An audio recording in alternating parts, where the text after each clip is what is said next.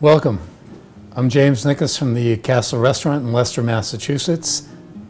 And I'm Pete Swanson. I'm a filmmaker from Leicester, and this is Stories from WineCountry.com. I'm thrilled to be here, thrilled to have you here, because James has been in the wine world almost all his life, and he's got a barrel full of stories. So what do we have to start with, James? Today is, the first one would be Moët Chandon Champagne. You know, everyone's dream, Dom Perignon. It was like drinking the stars. Moët is certainly one of the most prestigious champagne houses in all of France.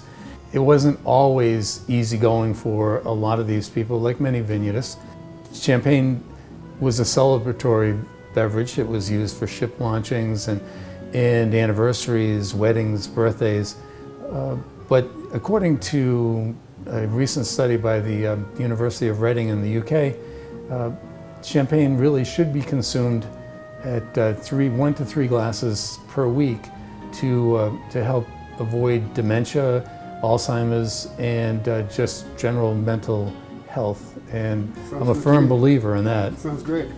Well, champagne, like I said, didn't have a rocket start. It was always used, again, for those celebrations. It was very expensive comparative to other wines, but the production in Champagne does require a lot of steps and a lot of time. So in around 1982, Moët decided that they would send their vice president and wine ambassador to the US to do a whirlwind kind of tour and promotion of champagne as a daily beverage. Moët is certainly one of the benchmarks for all of us in the industry. They sent Mr. Gourdin, who was a true gentleman, to build and promote the business by taking Baccarat crystal champagne saucers, building a $10,000 pyramid, and then sabering champagne. And the art of sabrage is a really unique experience and something that we will get into a little later with some of the other stories. But building the $10,000 pyramid, sabering the tops of champagne, and then pouring champagne into the top glass and having a cascade through the whole pyramid, and then passing those 80 to 100 glasses out to waiting guests.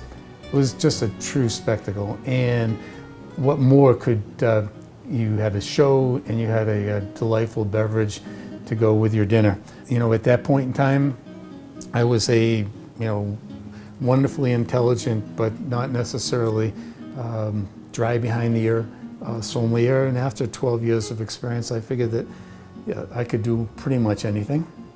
I was in charge of pouring champagne. As I took their entry-level White Star and took the foil off, and 6 turns later, the wire basket was coming off.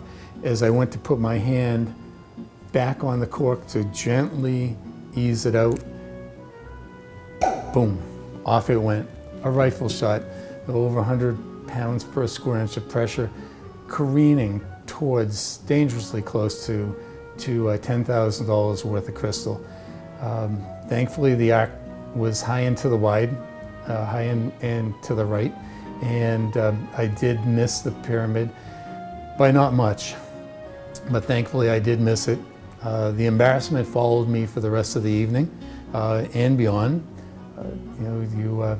You can't kind of get by that without being the butt of a few jokes. Needless to say, I was certainly much more careful in my direction and my ability to open champagne. But this, as the story goes, and if you were to Google Moët or Robert Gourdin, you would see that a few months later, during a sabering demonstration, he did take out a $10,000 glass pyramid with a rifle shot that sent dust and glass flying in all directions. So yes, I almost did it. Thank God I didn't, because it would have ruined the whole event, evening, and probably what was little left of my reputation after that. But that was one of the short and cherished memories of my event with Moët. So when you started this, how did you get the Moët guys to come to the castle? Robert Godin had a great deal to do with the International Wine and Food Society. My dad was the founding member of the local chapter, which encompassed most of central New England. And this was the founding location.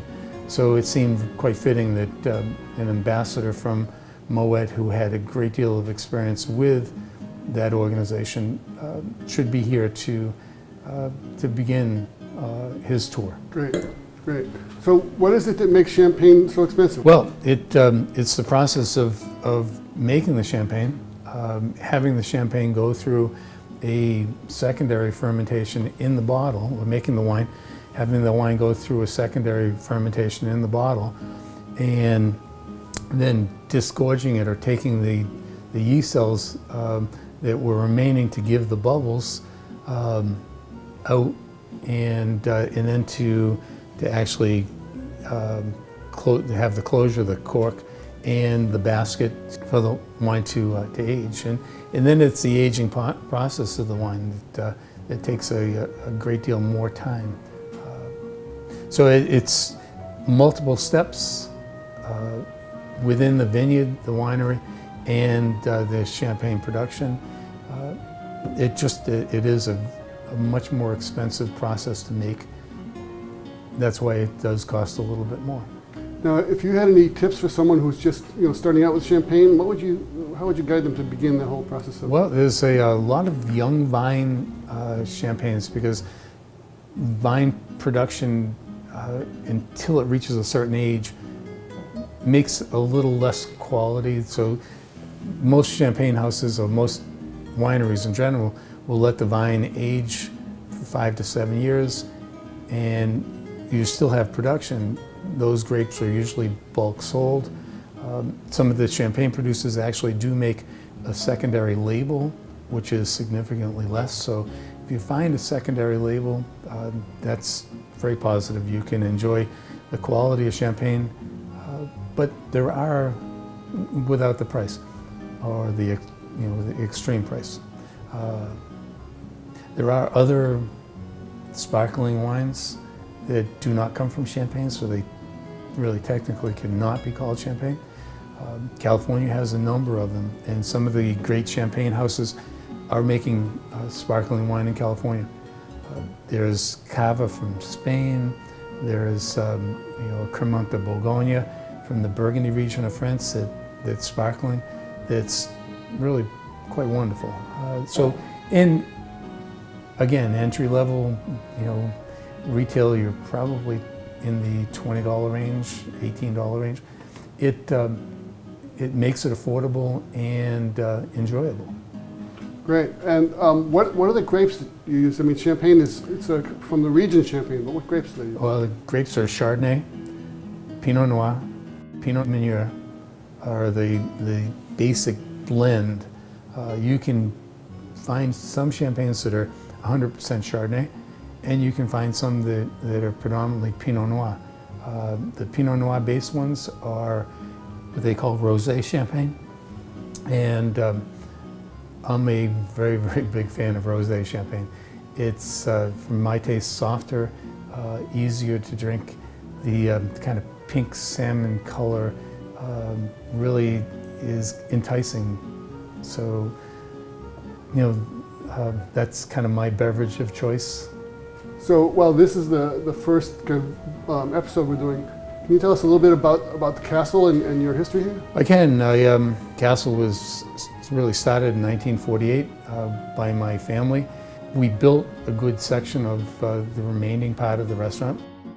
My dad had been very food and wine orientated, so he started to build the wine cellar. I've been buying wine since 1970.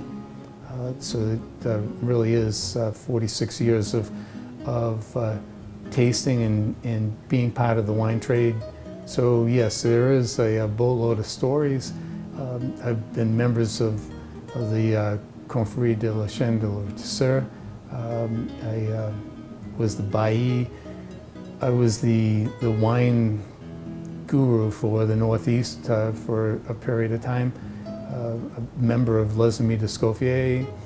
I've lectured at numerous colleges and universities. It's been a fun ride, and now it is just really about the humor in all that we've seen. So what is it about knowing the story behind the wine that helps people enjoy it? Well, it's to paraphrase Rod Stewart, every bottle tells a story, don't it? And for me, the story behind the wine is much more important than even the wine, because that brings the consumer into a bond with that particular wine. The wine has to be good, yes, but when you combine or link the story and the wine, you have more than just a beverage experience. And again, champagne production is still incredibly positive, and the consumption is certainly coming to where it should be in the last 10 or 15 years. And thankfully to Moët and to many other champagne houses, we can all raise a glass.